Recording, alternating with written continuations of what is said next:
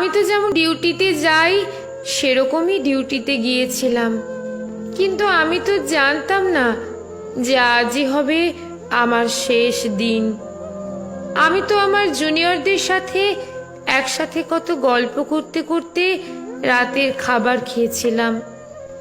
জানো তো মা, অনলাইন থেকে অর্ডার করে আনিয়েছিলাম আমার প্রিয় খাবারটা, ওটাই আজ খেয়েছিলাম। তখনও যদি একটু বুঝতে পারতাম এটাই শেষ খাওয়া, এটাই শেষ গল্প। ডিউটির বাঁধনে আমি যখন ক্লান্ত হয়ে গেলাম মা, আমার চোখ দুটো ঘুমে বন্ধ হয়ে যাচ্ছিল। একটু শরীরের ক্লান্তি মেটাতে গেলাম, তখনও যদি বুঝতাম মা সারা জীবনের মতো বিশ্রামে চলে যাব। তখন ভোর রাতে আমি ওয়ার্ডে একা, ভোরের শীতল বাতাসে আমার একটু ঠান্ডা লাগতে আমি লাল চাদরটা ঢাকা দিয়ে একটু চোখ বন্ধ করেছিলাম শুধু। সেই সময়ের অপেক্ষায় থাকা ওরা আমার সাথে, ছি মা, আমার খুব কষ্ট হচ্ছিল জানো তো। অনেকবার আমি বারণ করেছিলাম, চিৎকার করেছিলাম, বাঁচাও, কে আছো আমাকে বাঁচাও। কিন্তু কেউ আমার চিৎকার, আমার আর্তনাদ শুনতে পায়নি জানো তো মা। আর ওরা আরো পশুর থেকেও বিচ্ছিরি ব্যবহার করতে লাগলো আমায়, খেলতে লাগলো আমাকে নিয়ে ওরা।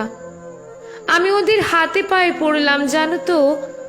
আমি এটাও বললাম যে আমাকে ছেড়ে দাও, দয়া করে ছেড়ে দাও, আমি কাউকে কিছু বলবো না, আমাকে যেতে দাও।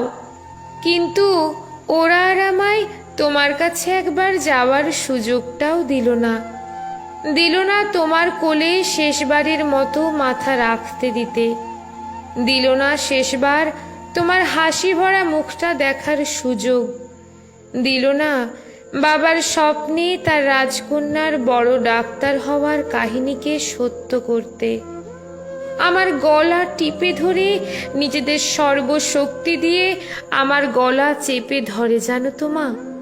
আমি অনেক চেষ্টা করেছিলাম বাঁচার, কিন্তু হয়তো আজ ভগবানও চাইনি যে আমি বেঁচে থাকি। ওই পশুদের শক্তির কাছে আমি হেরে যাই, আমার গলার হাড় ভেঙে যায়। ওরা আমায় ওভাবেই ওখানে ফেলে রেখে চলে যায়, ওই বিবস্ত্রভাবে। সকালে সবাই আসে, কিন্তু এ কি, আমি কারোর সাথে কথা কেন বলতে পারছি না? তোমাকেও দেখতে পাচ্ছি, তোমায় কত করে ডাকছি, তুমি শুনতে কেন পাচ্ছ না মা আমার ডাক?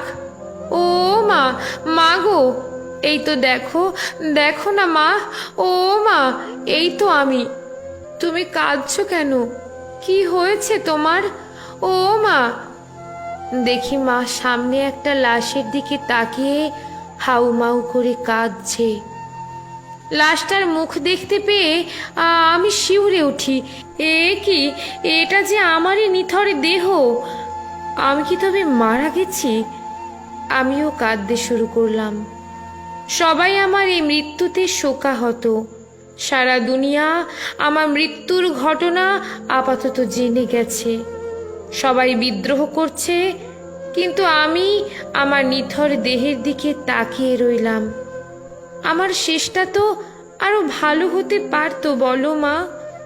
দেখো না মা, ওরা আমার মুখের দেহের কি বিচ্ছিরি অবস্থা করেছে দেখো মা। আমার চিৎকার করতে ইচ্ছে করছে, কিন্তু আমার আওয়াজ এখন কেউ শুনতে পাচ্ছে না। আমি এতগুলো লোকের সামনে চিৎকার করছি, কিন্তু একটা কেউ আমার এই চিৎকার শুনতে পাচ্ছে না, কেউ না। লেখা সংগৃহীত, পাঠে রুম্পা বিশ্বাস।